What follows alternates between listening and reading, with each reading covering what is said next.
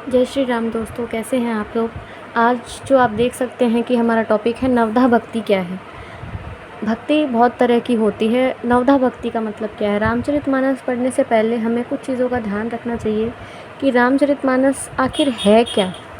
वो अगर हम समझ में आ जाए तो हमें ये समझना ज़रूरी है कि हम जिस भक्ति भाव से हम इसका पाठ कर रहे हैं तो वो भक्ति है क्या।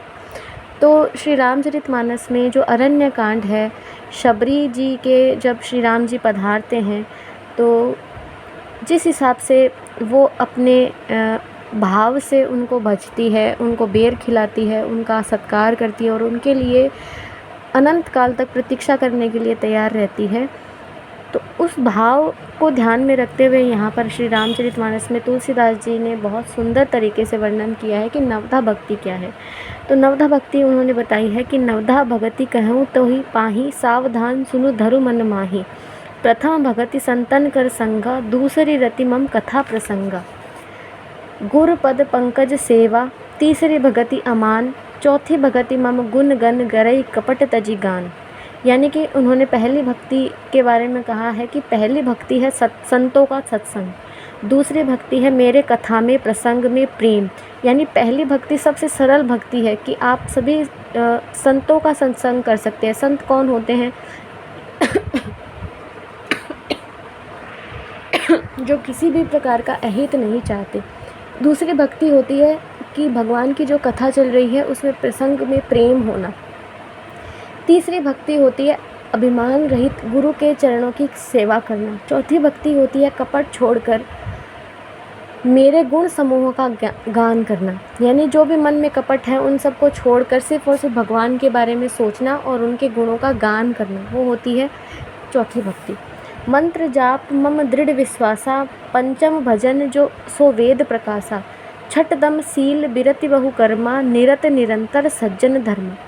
अर्थात कि राम मंत्र का जाप या अपने इष्ट में का जाप जो भी आप करते हैं उसमें दृढ़ विश्वास, ये पांचवी भक्ति है। आप इसको अंडरलाइन कर सकते हैं कि यहीं पर हम सबसे ज़्यादा मात खाते हैं, यहीं पर हमें विश्वास नहीं होता। हम जो भी कर रहे हैं क्यों कर रहे हैं, भगवान ने तो ये किया नहीं, वो नहीं किया। हम उनको सिर्फ तीनों कर्मों के आधार पर देखते हैं, सत रज और तमस, है ना। क्योंकि भगवान तो गुणातीत है, उनकी महिमा अपरंपार है। हम उन्होंने क्या करना है क्या नहीं करना हम कभी नहीं जान सकते।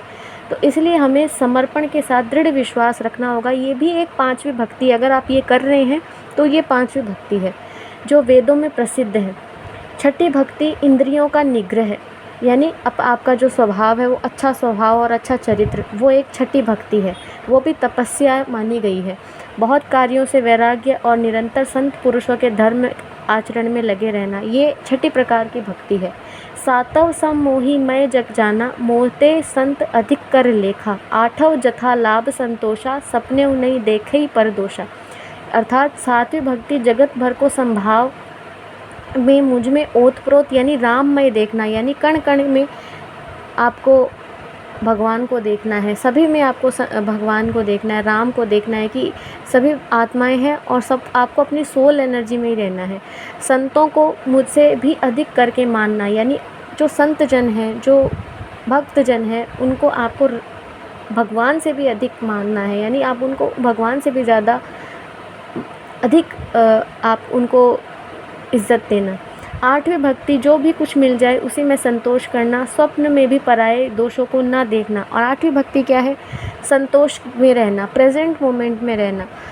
सपने में भी किसी के पराये सपने में किसी भी दूसरों के दोष को नहीं देखना, ये आपको बताता है आठवीं भक्ति। नवम सरल सब सन छल हीना, मम भरोस ही हर्ष न दीना। नव महु एक है एकौ जिनके होई, नारी पुरुष सरचराचर कोई। नवी भक्ति है सरलता, जो कि सबसे कठिन काम होता है। सबके साथ कपट रहित बर्ताव करना, हृदय में मेरा भरोसा रखना, किसी भी अवस्था में हर्ष या विषाद का न होना। इन नवों में से जिनमें एक भी होती है वह स्त्री पुरुष जड़ चेतन कोई भी हो।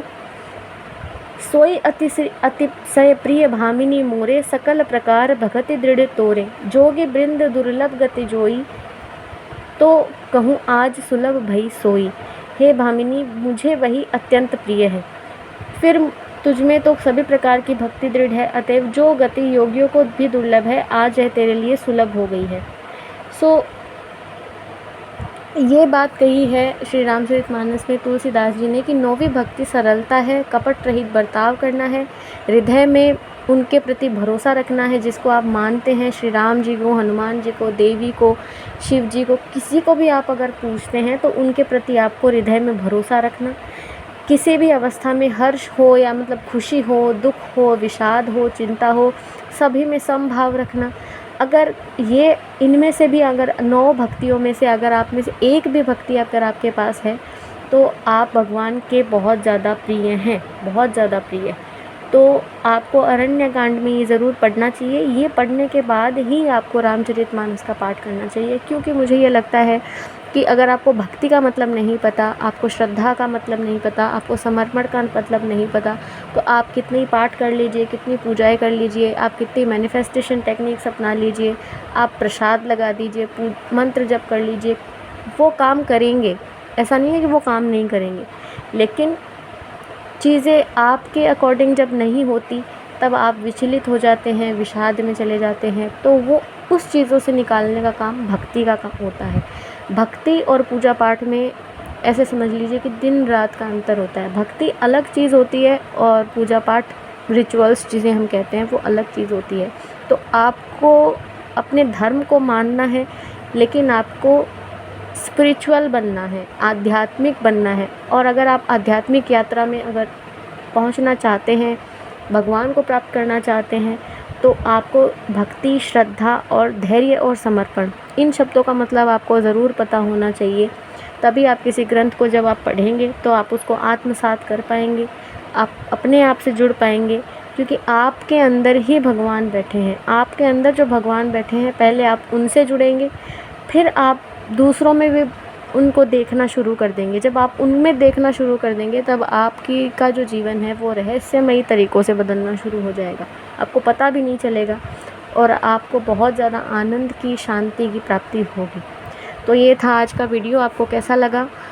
चैनल को लाइक, सब्सक्राइब, बेल आइकन को प्रेस कर दीजिएगा नए वीडियोस के अपडेट के लिए। एंड अगर कुछ गलती हो गई हो इस वीडियो में मेरे से तो माफ़ कर दीजिएगा। एंड आपके सुझाव मेरे लिए बहुत ज़्यादा मायने रखते हैं, तो कमेंट सेक्शन में अपने सुझाव को ज़रूर बताइएगा।